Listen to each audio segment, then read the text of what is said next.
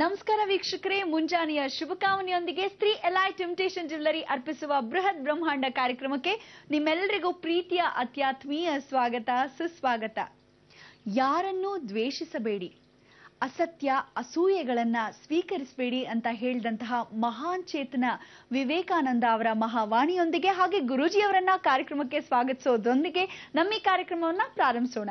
ಶ್ರೀಯುತರು ಶ್ರೀ ಸಂಪೂರ್ಣ ಸನಾತನ ಧರ್ಮ ಸಂರಕ್ಷಣಾ ಸಮಿತಿಯ ಸಂಸ್ಥಾಪಕರು ಹಾಗೂ ಶ್ರೀ ಸಂಪೂರ್ಣ ವರಮಹಾಲಕ್ಷ್ಮಿ ಮಹಾಸಂಸ್ಥಾನದ ವ್ಯವಸ್ಥಾಪಕ ನಿರ್ದೇಶಕರು, ನಮ್ಮೆಲ್ಲರ ನೆಚ್ಚಿನ ಪ್ರೀತಿಯ ಗುರುಗಳು ಶ್ರೀ ನರೇಂದ್ರ ಬಾಬು ಶರ್ಮಾ ಗುರುಜಿಯವರು. ನಮಸ್ತೆ ಗುರುಜಿ, ನಿಮ್ಗೆ ಶ್ರೀ ಎಲೈಟ್ ಇಮಿಟೇಷನ್ ಜ್ಯುವೆಲರಿ ಅರ್ಪಿಸುವ ಬೃಹತ್ ಬ್ರಹ್ಮಾಂಡ ಕಾರ್ಯಕ್ರಮಕ್ಕೆ ಪ್ರೀತಿಯ ಸ್ವಾಗತ ಗುರುಜಿ. ನಮಸ್ಕಾರ ಗುರುಜಿ, ಇವತ್ತು ಗುರುವಾರ ಯಾವ ವಿಶೇಷ ಮಾಹಿತಿಯನ್ನ ಹೊತ್ತಂದಿದ್ದೀರಾ? ಎಲ್ಲ ವೀಕ್ಷಕ ಬಾಂಧವರಿಗೆ ಪರಿಪೂರ್ಣವಾದ ಸ್ವಾಗತ ನಿಮ್ಮೆಲ್ಲರ ಬ್ರಹ್ಮಾಂಡ ಲೋಕಕ್ಕೆ. ಇವತ್ತಿನ ದಿವಸ ಬಹಳ ವಿಶೇಷವಾಗಿರ್ತಕ್ಕಂಥ ದಿನ ಅಂತ ಹೇಳ್ಬೋದು. ಏನು ವಿಶೇಷ? ಪ್ರತಿದಿನ ವಿಶೇಷ ಇದ್ದೇ ಇರುತ್ತೆ, ಆದರೂ ಸಹ ಇವತ್ತಿನ ದಿವಸ ಬಹಳ ವಿಶೇಷ ಅಂತ. ಏನು ಅಂದರೆ, ಭಗವಂತನ ಕೃಪಾ ಕಟಾಕ್ಷದಲ್ಲಿ ಕಾರ್ತಿಕ ಮಾಸ ಪ್ರಾರಂಭವಾಯಿತು.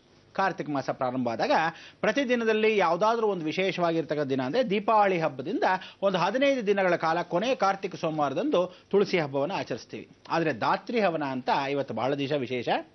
ಉತ್ವಾನ್ ದ್ವಾದಶಿ ಅಂತ ಕರಿತೀವಿ. ಉತ್ವಾನ್ ದ್ವಾದಶಿ ಅಂದರೆ ಸಾಧಾರಣವಾಗಿ ಮಾಧ್ವ ಮಠದಲ್ಲಿ ಮಾಡ್ತಕ್ಕಂಥ ವಿಚಾರ. ಇಲ್ಲಿ ಬಹಳ ಚೆನ್ನಾಗಿ ತುಳಸಿ ಹಬ್ಬವನ್ನು ಮಾಡಿ ವನಭೋಜನವನ್ನು ಮಾಡ್ತಾರೆ. ಈ ವನಭೋಜನ ಅಂದರೆ ಆಹಾ, ಏನು ಆನಂದ ಅಂತೀರಾ.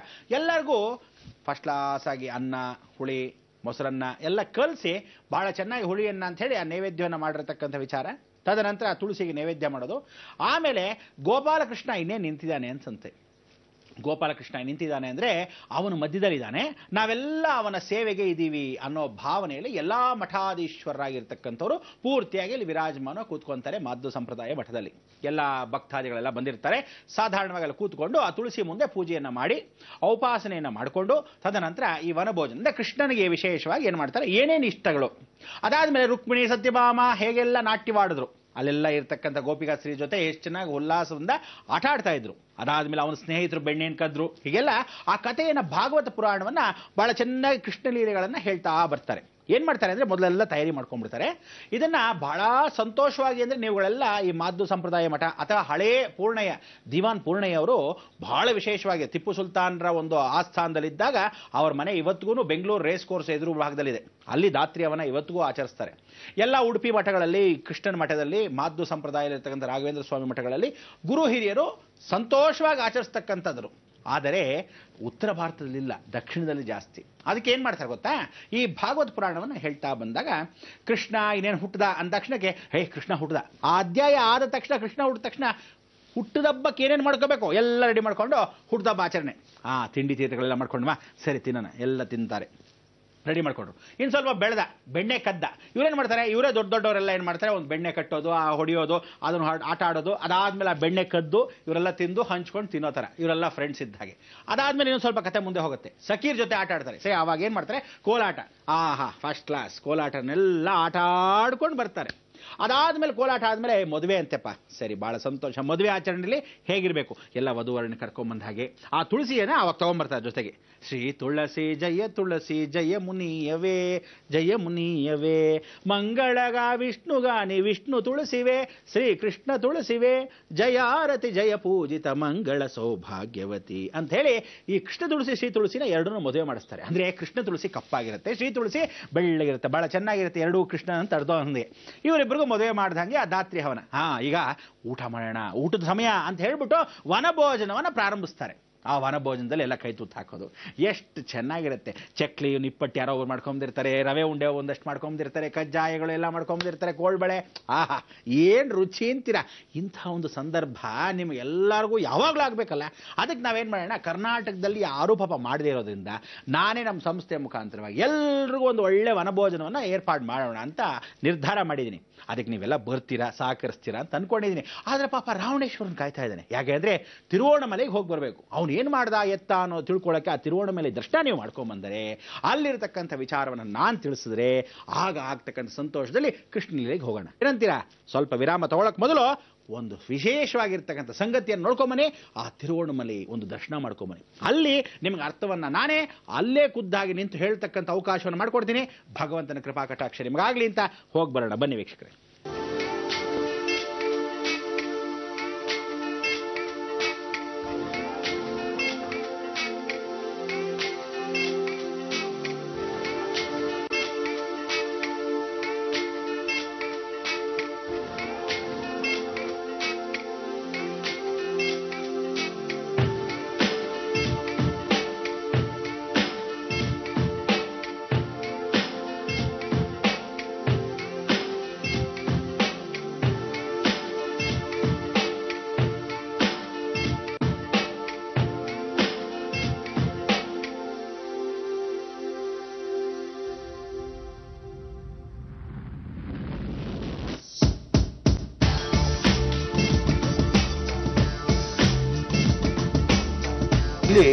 ಅವ್ರ ತಾಯಿ ಮೈ ಹುಷಾರಿಲ್ಲದೆ ಇದ್ದಾಗ ನಾನು 24 ಗಂಟೆ ಮನೆ ಕುಲದೇವರು ಅಂತ ಹೇಳ್ತೀವಿ ಕಣೋ, ಅಷ್ಟು ದೂರ ಹೋಗಿ ಬರೋಕ್ಕಾಗಲ್ಲ ಅಂತ ಯೋಚನೆ ಮಾಡ್ಬೇಡ ಸುಮ್ಮನೆರಮ್ಮ ಅಂತೇಳಿ 1 ನಿಮಿಷಕ್ಕೆ ಹೋಗಿ ಬರ್ತಾನೆ. ಹೊರಗಡೆ ಬಂದ ಕೂಡ್ಲೇನೆ ಏನು ಮಾಡ್ತಾನೆ ಗೊತ್ತಿಲ್ಲದೆ ಈ ಬೆಟ್ಟನ ಎತ್ತೋಣ ಅಂತ, ಸರಿ ಎತ್ಕೊಂಡು ಹೋಗಿ ದೇವಸ್ಥಾನ ನಮ್ಮ ಮನೆ ಹತ್ರ ಇಟ್ಬಿಡೋಣ ಅಂತೇಳಿ ಒಂದೇ ಕಡಿ ಅದು ಕಟ್ಟಿದ್ದೇ ಹೊಡೆದ ತಕ್ಷಣನೇ ಬೆಟ್ಟ ಎತ್ಕೊಂಡು ಹೋಗೋ ಸಮಯಕ್ಕೆ ಅವರ ಅಮ್ಮ ಅಲ್ಲಿ ಮೃತ್ಯುಪಟ್ಟು. ಅದಕ್ಕೋಸ್ಕರ ಮೃತ್ಯುಂಜಯನ್ನು ಪರಿವರ್ತನೆ ಮಾಡದಿರ್ತಕ್ಕಂಥವನಾಗಿರೋದ್ರಿಂದ ರಾವಣ ಮೃತ್ಯು ಸ್ಥಳ, ಅದಕ್ಕೆ ಮೃತ್ಯು ಜಯವಾಗಿ ಆಗದೇ ಇರೋದ್ರಿಂದ ಯಾವತ್ತು ಮೂಲ ಸ್ಥಾನಗಳನ್ನ ಮುಟ್ಟಬಾರ್ದು.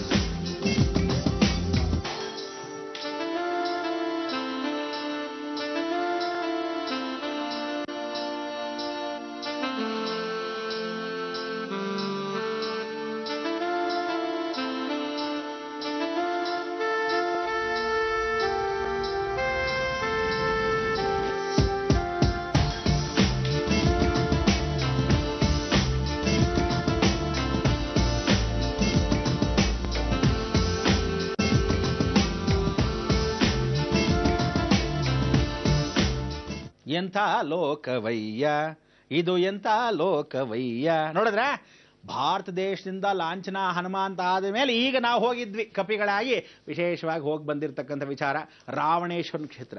ನೋಡಿದ್ರ ಸುತ್ತಮುತ್ತಲು ನಾನು ಏನಕ್ಕೆ ಆ ದ್ವೀಪ ಎಲ್ಲ ತೋರಿಸ್ತಾ ಬಂದೆ ಅಂದರೆ, ಇಲ್ಲೇ ರೇಡಾರ್ಗಳು ಚೈನಾದವರು ವಿಶೇಷವಾಗಿ ಮಾಡಿರ್ತಕ್ಕಂಥದ್ದು. ಅಂದರೆ ಆ ರೇಡಾರ್ ಮುಖಾಂತರ ಇಡೀ ಪ್ರಪಂಚದ ಅಂದರೆ ಗೋಲಾಕಾರ ಇದೆ ಅನ್ನೋದು ಖಂಡಿತ ಗೊತ್ತಾಗಕ್ಕೆ ಈ ಬೆಟ್ಟ ಏನಿದೆ ಆ ಬೆಟ್ಟದ ಭಾಗ ನೀವು ಹಿಂಗೆ ನಿಂತರೆ ಈ ಭೂಮಿ ಗೋಲಾಕಾರದ ಇದೆ ಅಂತ ಗೊತ್ತಾಗಕ್ಕೆ ಹೀಗೆ ಮೇಲ್ಭಾಗ ಇರುತ್ತೆ. ಅಂದರೆ ಎಡಭಾಗದಲ್ಲಿ ಬಲಭಾಗದಲ್ಲಿ ಪೂರ್ವ ಪಶ್ಚಿಮ ಎಲ್ಲ ಭಾಗದಲ್ಲೂ ಕ್ಲೀನಾಗಿ ಕಾಣಕ್ಕೆ ಆ ರೇಡರ್ ಇನ್ಸ್ಟಾಲೇಷನ್ಸ್ ಅನ್ನೋದು ಏನಾಗುತ್ತೆ, ಪ್ರತಿಯೊಂದು ಊರಲ್ಲೂ ಎಲ್ಲೆಲ್ಲಿ ಎಷ್ಟು ಸೇನಾಪಡೆ ಇದೆ, ಎಷ್ಟು ಜನ ಇದ್ದಾರೆ, ಸೈನ್ಯ ಸಂಖ್ಯೆ, ಯಾವ ರೀತಿ ಆಕ್ರಮಣ ಮಾಡ್ಬೋದು, ಯಾವ ಭಾಗದ ಅನುಗ್ರಹವನ್ನು ಆ ದೇಶದ ಮೇಲೆ ನಾವು ಆಕ್ರಮಣ ಮಾಡ್ಕೋಬೋದು ಎಲ್ಲ ಗೊತ್ತಾಗಕ್ಕೆ ನ್ಯಾಚುರಲ್ ಪೋರ್ಟ್ ಆಗಿರ್ತಕ್ಕಂಥ ಈ ರೇಡಾರ್ ಇನ್ಸ್ಟಾಲೇಷನ್ ಜಾಗ. ಅದಕ್ಕೆ ಅದನ್ನು ದಿವ್ಯ ದೃಶ್ಯ ಆಗಿ ನಿಮಗೆ ತೋರಿಸಿದ್ದು.